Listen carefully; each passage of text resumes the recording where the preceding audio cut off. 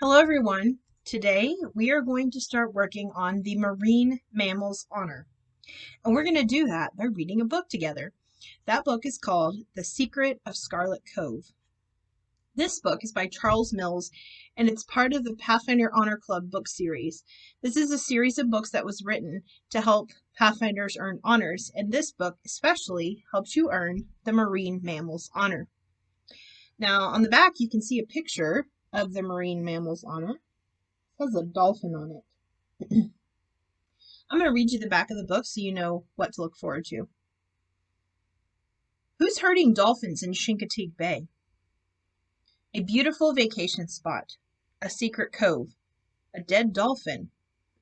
A strange baseball cap wearing girl who doesn't know the meaning of fear, and a creepy water park owner who uses dolphins to make money.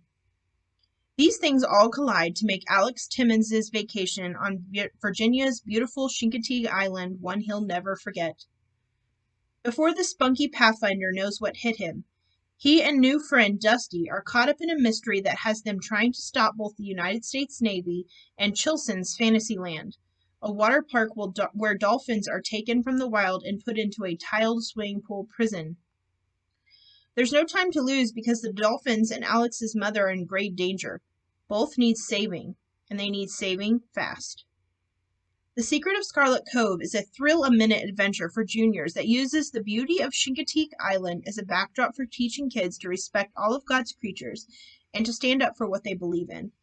A final showdown with Mr. Chilson puts Alex and Dusty's belief to the test as they find themselves in a dramatic fight to save the dolphins and their very lives.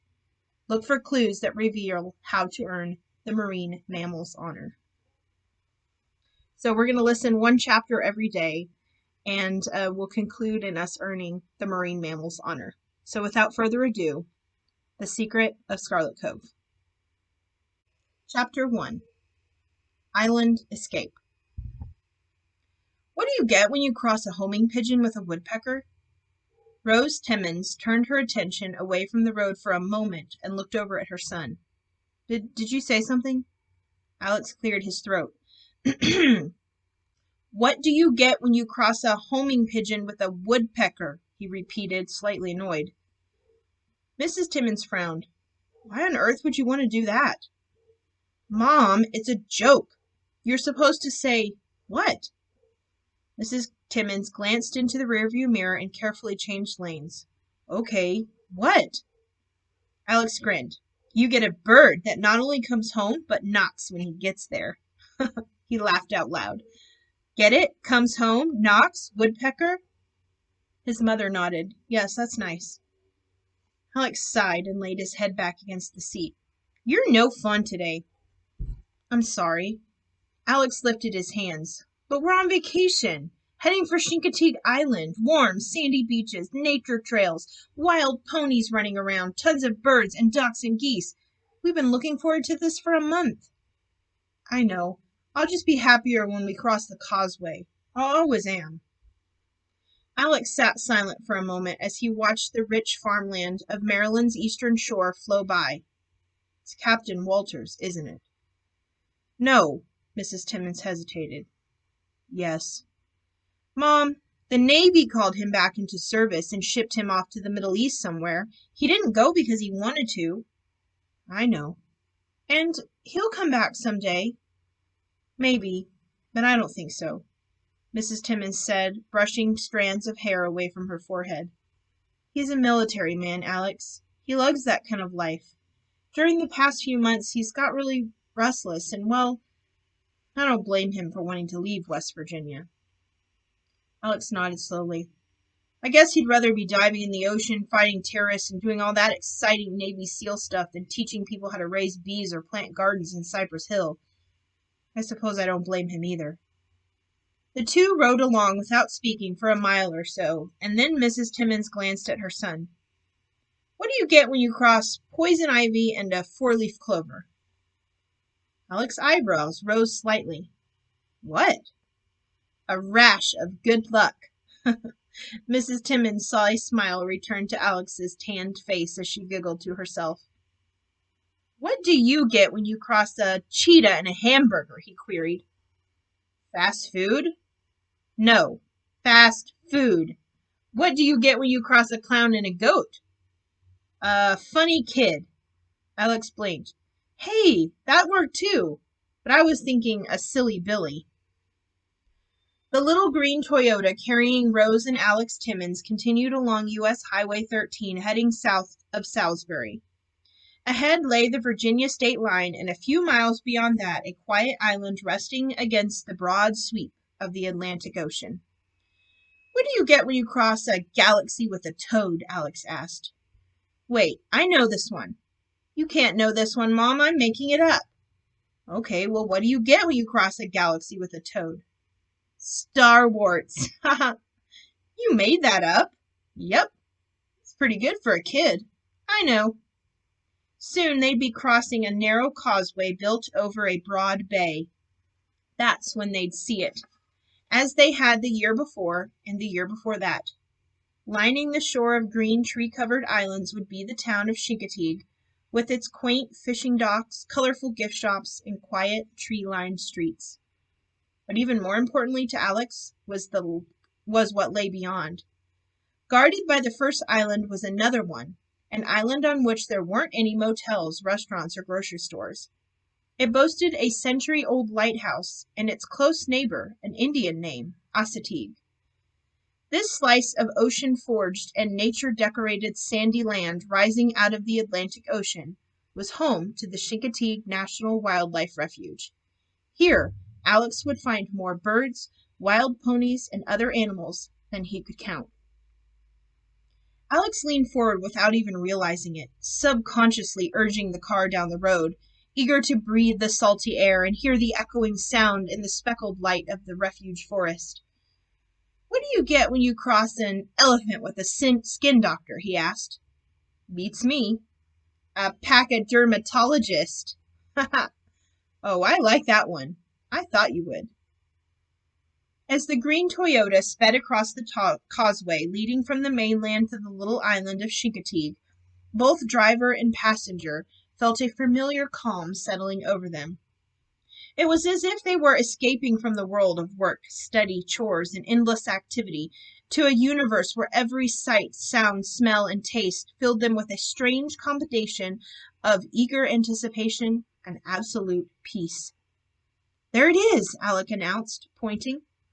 His mother scanned the area just above the small town as they rumbled over the old drawbridge spanning the final stretch of the water. I see it, she stated, smiling at the sight of the tall water tower standing in the distance. At the base of that water tower waited their home away from home. Crabbing, sailing, and pleasure boats moved along the waterway, mingling with the usual assortment of fishing vessels and houseboats that populated the dock-front town. Alex rolled down the window and drew in a deep breath. Ah, salt! He was enthused. Turning to his mother, he asked, You know why God put salt in the ocean, don't you? So it will taste better, she smiled. Yep. The road over the drawbridge dead-ended on Main Street.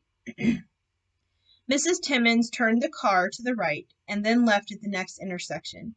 2 blocks later, she set the parking brake in front of the office of the quaint and comfortable Island Home Motel. Mrs. Sanders, the jolly proprietor with bleached blonde hair and an expanding waistline, looked up from her paperback at the new arrivals entering the room. Ah, Mrs. Timmons and Alex, she called, hurrying to the counter. Good to see you again. We've got your room all clean and ready. Number 20, right? Same as last year, Alex responded, eagerly taking the keys that dangled from the woman's outstretched hand as his mother signed the guest register and fumbled for her credit card. Eyeing the lady behind the counter for a moment, he said, Mrs. Sanders, do you know why God put salt in the ocean? So it will taste better, she giggled. Alex frowned. I gotta find some new jokes. Within 15 minutes, the car was unloaded and the bicycles that had been securely fastened to the back were parked at the bike stand beside the gravel parking lot. Alex flopped down on the bed by the window of their second-story room and sighed a deliciously happy sigh. What do I want to do first? He asked himself as his mother finished placing their swimsuits and cutoffs in the lower dresser under the television set. Walk around Snow Goose Pool? Check out the Woodland Trail? Lie on the beach. Go bird watching on the marsh trail. Decisions, decisions, decisions. Why don't you decide to help your mother buy groceries at the grocery store down the street? Mrs. Timmins asked. Unless, of course, you want to spend the next 2 weeks foraging for berries and nuts with the raccoons and squirrels out on the refuge. Alex jumped to his feet. Groceries it is. Oh, and I've got to buy some notepaper for my report. What report? Mom, I told you back home before we left. Shane and Alicia will be visiting the aquarium in Baltimore, but I'm going to write a 750-word report instead. Mrs. Timmins lifted her hand. I have no idea what you're talking about. Alex shook his head slowly from side to side. Boy, you do need a vacation. Well, that is why we're here, she stated as she picked up her purse and dropped her motel keys into it. The two left the room and walked along the balcony. This wouldn't happen to have anything to do with you getting yet another Pathfinder honor, would it? She asked. Bingo, Alex said with a grin as they clambered down the steps and walked past the swimming pool, shimmering in the afternoon sunlight. Our honor club is working on the marine mammals honor, and I said to myself, what better place to study marine mammals than right here at Chincoteague seashore? Mrs. Timmins nodded. What exactly are marine mammals? Alex jumped a mud puddle left by an earlier rain. Glad you asked. The book I'm reading says, and I quote, marine mammals include whales, dolphins, seals, and sea lions, as well as walruses, manatees, dugongs, sea otters, and polar bears. They, like all mammals, nurse their young with milk, are covered with varying amounts of hair, and possess a muscular diaphragm. You mean diaphragm? Yeah, that. And they produce live babies. Mrs. Timmins paused and looked both ways before proceeding across the street, running in front of the motel. I don't mean to disappoint you, sweetie, but there haven't been any polar bears in Chincoteague for, I don't know, never. Alex chuckled. I probably won't find many walruses or manatees either, but whales and dolphins, that's another story. Especially dolphins. You and I have seen them swimming beyond the breakers off of Chincoteague for years and years and years. I plan to study them very carefully. I brought my camera and everything. I have to include pictures in my report. Mrs. Timmins glanced down at her son as they walked past the renovated fishing cabins lining the street. I thought we were supposed to be on vacation. We are. I'm just going to do a little honor stuff in between doing vacation stuff. I hope you don't mind. Mom sighed. Why can't you just stay inside, watch television, eat junk food like normal kids your age? Alex laughed. How totally boring is that? I've got worlds to explore, mountains to climb, oceans to sail, wildlife to photograph. Groceries to carry, Mom chimed in. Groceries to carry. Yes, sir, I'm on a mission, a quest for knowledge, a search for answers in this vast, beautiful blue orb we call home. Blue orb? Well, I heard it on a school video. The two entered the grocery store and selected the least battered cart from the collection parked just inside the front door. Alex knew his questing and searching would have to wait for just a little while longer.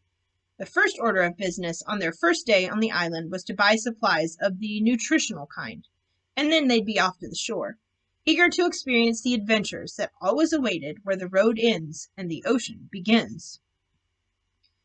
During the next 2 days, the refuge proved to be everything that Alex and his mom had hoped it would be. Alex's yearly bird list grew with the sighting of a variety of ducks, geese, shorebirds, and even a hawk or two. While his mom lay on the nearby sandy beach working on her tan, Alex spent endless hours riding his bicycle and hiking along the trails with the others who'd come to experience the thrill of seeing the endangered Delmarva fox squirrels, as well as the wild ponies, small Sika elk, and raccoons who called the refuge home. On Alex's third walking tour of the woodland trail, he heard an unmistakable chatter high in the wind-blown pine trees towering overhead. I know what you are, he called out to the unseen bird as he headed down the narrow path leading into the woods, trusty pocket bird book in hand. You've got to be a red head and a black and white body. Sure enough, there on a dead limb not more than 100 feet away sat a red-headed woodpecker, stabbing his long, pointed bill into the decaying bark. Alex watched the beautiful bird through his binoculars, admiring the bright gleam of its noble head and the contrasting curves of its body feathers. He jotted the name of the bird on his list and was about to turn away when he noticed something hidden in the tall grass, growing beside a barely discernible path. Someone had hand-lettered words on a rough plank of wood that was nailed to a piece of driftwood. It said in big letters, "Keep out." The sign warned, "Or you'll be eaten by a bear." Alex frowned. Eaten by a bear? The only kind of bear found in the eastern United States was the black bear, and it didn't eat people. And he couldn't recall ever seeing or even hearing about any black bears on these two islands. His curiosity was now aroused, and he moved slowly down the path. Shortly, he stumbled upon another piece of driftwood, supporting another hand-lettered sign. The message came right to the point in giant letters. "I said keep out. Danger ahead. Don't go any farther." Alex scratched his head. "There's nothing dangerous in the refuge," he told the sign. "Even the snakes around here are mostly harmless." A dozen feet later, another sign jutted up beside the trail. "Warning, wild animals ahead. Go back now." "What? I'm going to be attacked by a deer?" Alex chuckled. "Or maybe a crazed squirrel will pounce on me from the trees? Wait, I know. A raccoon will hold me at gunpoint and demand all my money. He already has the mask." Ignoring the dire warnings, Alec continued farther along the almost hidden path, pushing aside the grass obstructing his way. He moved through a dense stand of trees and suddenly found himself standing on a sandy stretch of shore facing Tom's Cove, the broad inlet formed by the narrow, long hook of Chincoteague Island's south end as it curves away from the ocean and encircles a broad stretch of calm water. The summer sun shone brightly, creating a million sparkles along the shore. Loblolly pine boughs framed the serene scene with their cool, shady arms. In the distance, a pair of wood ducks swam across the glassy face of the cove, leaving behind a shimmering wake. "Wow," he breathed, drinking in the incredible beauty of the spot. He moved along the shore for a few yards and then seated himself on a fallen log, unable to take his eyes away from the peaceful panorama laid out before him. "This is one totally pretty place," he said aloud as an osprey floated by above the trees looking for food. Down the shore a ways, two wild ponies stood in the water, staring off into the distance as if they were too overcome by the indescribable loveliness. Alex sighed as a smile creased his face. This is what it was all about. This was why he and his mother returned to these islands every summer. Each year as they wandered through the refuge or walked along the white, usually deserted beaches, nature always had surprises waiting for them. New sights to see, new sounds to hear, new odors to sample. Alex frowned. Speaking of new odors, there was something drifting in the gentle breeze that wasn't exactly pleasant. It didn't have the usual salty freshness of the ocean, or the sweet fragrance generated by the myriad of colorful flowers growing throughout the area.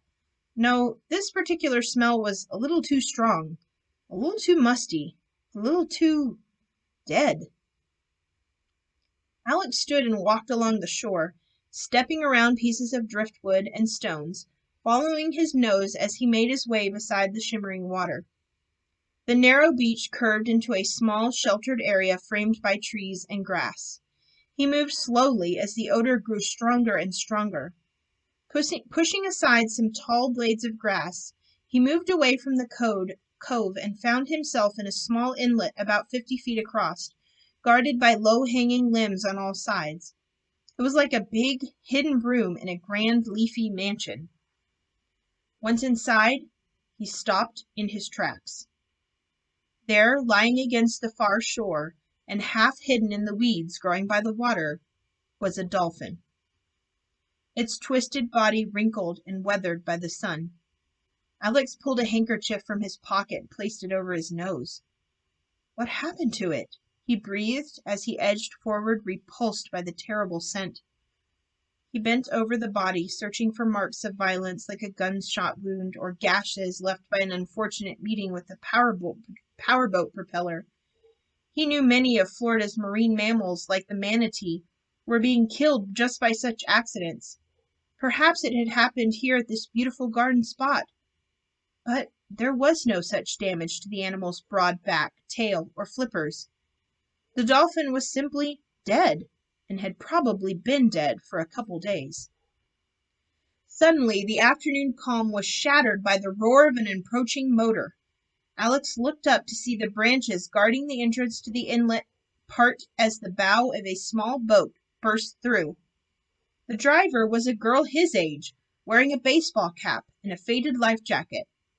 A dirt-stained T-shirt sporting the name of a California baseball team hung from her narrow shoulders, and strands of unruly blonde hair stuck out from underneath her cap at wind-blown angles. When she saw Alex, she grabbed an oar lying at her feet. "What are you doing here?" she shouted, holding it defensively out in front of her. He lifted his hands. "Nothing. I was just exploring." "Didn't you see the signs?" Alex nodded. "You mean about the killer bears? So you can read." "There are no killer bears on Chincoteague," he countered, ignoring her sarcasm. "And there's nothing dangerous out here either. Why'd you make those stupid signs anyway?" The girl beached her boat and tied its bow to a limb. "Can't be too careful in the wild. Place is crawling with tourists." Alex chuckled. "It's a national wildlife refuge. It's supposed to be crawling with tourists." "Yeah, well, I wish it weren't. Tourists have a very bad habit of taking a perfectly good island and turning it into a theme park." She glanced down toward Alex's feet. "I see you met the dead dolphin." Alex returned his handkerchief to his nose. "He's kind of hard to miss." She? This dolphin's a female. Been coming into Tom's Cove for a long time. Long as I've lived here." The girl sat down beside the decaying body. Alex frowned. "How did she die? What killed her?" "Don't know. I found her floating out by the fish factory ruins and towed her here to get her away from all the stupid tourists and their little digital cameras. Dolphins deserve some respect, even when they're dead. Didn't have enough gas in my boat to get all the way over to Chincoteague." The girl stood. "But now I do." "You want to help?" "Help? With what?" Alex asked. "I gotta take her across the bay to Dr. Foster." Alex blinked. "Isn't it a little too late to take her to a doctor?" The girl shook her head. "Foster is a retired veterinarian, and I figured he could do an autopsy to find out how she died. No, he really loves animals." Alex glanced down at the carcass. "Me too," he said. "Then help me. Help me lift this body up into my boat." Alex backed away. "Wait a minute. You want me to touch that mess?" The girl spread her arms in frustration. "I can't lift her alone, and if I don't get her into the boat, I can't get her to Dr. Foster to find out why she died. So either help me or get out of my cove." "Your cove?" The girl hesitated. "Yes, my cove. This is where I come when I need to think about stuff. So forget you ever saw it." Alex looked around at the sheltered confines of the hidden inlet. Other than the fact that there was a dead dolphin lying at his feet and a somewhat angry girl staring at him, the spot did have a certain charm. "I suppose you've got a name for this secret cove, right?" he asked. "As a matter of fact, I do. So you gonna help me or not?" Okay, I'll help," Alex said, eyeing the silent mammal lying in the tall grass. "What do you want me to do?" The girl reached into her boat and pulled out a long coil of thick rope. "Tie one end of this around the dolphin's tail, and I'll toss it over the other limb up there. We'll hoist the body up, and I'll move the boat underneath. Then you can lower it back down. You think you can handle that?" Alex nodded and took his end of the rope. Squinting and grimacing against the sight and smell of the dead carcass, he did as he was instructed. After the rather unpleasant transfer from shore to boat had been accomplished, the girl covered the silent body with a heavy tarp. "You can come if you want," she said as she stowed the rope at her feet. Alex brushed moist dirt from his shirt. "I gotta be back by 5. My mom will be waiting for me at the Tom's Cove Visitor Center." "Don't worry, I'll deliver you safe and sound." Alex swung one leg into the boat and pushed away from the sandy shore with the other. As the little vessel floated out into the middle of the wooded inlet, the girl pulled on the starter rope, bringing the engine to life. Skillfully, she guided the vessel out of the inlet and into the main body of water. Just before she twisted the throttle to send them skimming over the glassy surface of the broad cove, she glanced at Alex, who sat at the bow, wearing the life vest she'd tossed him from under the seat. "Scarlet," she called. Alex turned. "Scarlet?" "Yeah, Scarlett Cove. That's the name of my special place. Now forget you ever saw it." As the sound of the motor built to a full whine, the fishing boat sped out across the open water, heading west. In a few minutes, the girl turned it north and began following the winding Chincoteague channel toward the distant island of Chincoteague. Alex closed his eyes, relieved to have fresh breezes blowing the odor of their deceased passenger away from his face. Occasionally, he glanced back at the girl who sat hugging the throttle, tanned face pressed against the whistling wind. He'd met a lot of strange people in his life, but she had to be one of the strangest. Looking at her was like looking at a mystery in human flesh. As Memorial Park slipped by to their left, Alex turned to ask the girl a question. He noticed that a wet tear had stained her cheek, leaving a shimmering path on the dark, sun-tanned skin. He looked down at the dolphin and then back at the girl. Perhaps there was more to this story than she had revealed. He faced forward once again, experiencing the sense of speed that comes from sitting at the bow of a boat skimmed over placid waters. The roar of the boat and the whistle of the wind filled his ears and made his heart race. But even in the thrill of the moment, a sense of sadness kept pressing against his thoughts. It was too bad that in a place of such incredible beauty, there had to be death, decay, and tears. "We're almost there," the girl shouted as she swung her boat toward the shore, where a line of wooden fishing shacks guarded the water's edge. "I told him I was coming, so he's expecting me. Dr. Foster's a really smart man, although he doesn't always seem like it." "What do you mean?" Alex called back. "You'll see." The boy wasn't sure what he was getting himself into.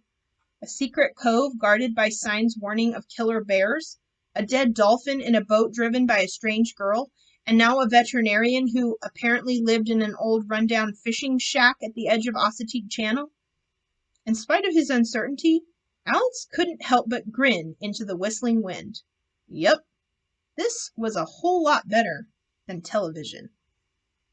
And that's the end of Chapter 1. We'll be back tomorrow with Chapter 2 of The Secret of Scarlett Cove. Thanks for watching.